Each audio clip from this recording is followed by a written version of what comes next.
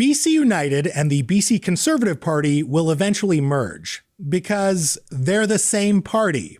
And as those two identical parties cancel each other out, the governing BC NDP under Premier David Eby is projected to win next year's provincial election in a landslide. And after that happens, BC United and the BC Conservatives will merge. This is what conservatives do. They break up and then they make up after losing an election. So why don't BC United and the BC Conservatives just merge now? I mean, they're both led by two BC Liberal boomers promising renewal. Kevin Falcon leads BC United and John Rustad leads the BC Conservatives.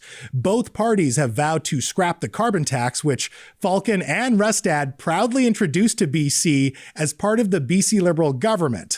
Weird how they don't atone for their tax that they only started demonizing after Pierre Poilievre did it first.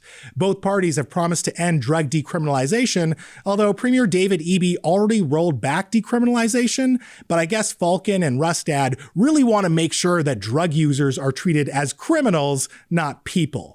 Both Falcon and Rustad also validated anti-SOGI protests, which propagated misinformation that harms LGBTQ folks.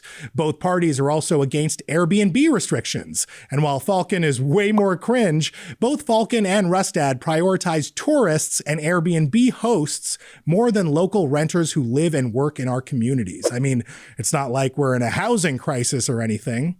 All of this is to say that if these politicians were serious about your well-being and not their fragile egos, if they truly believed that the BC NDP is so dastardly that it must be defeated, they would recognize their identical ideology, which far outweighs any of their largely aesthetic differences, and they would come together like they will in 2 years anyway.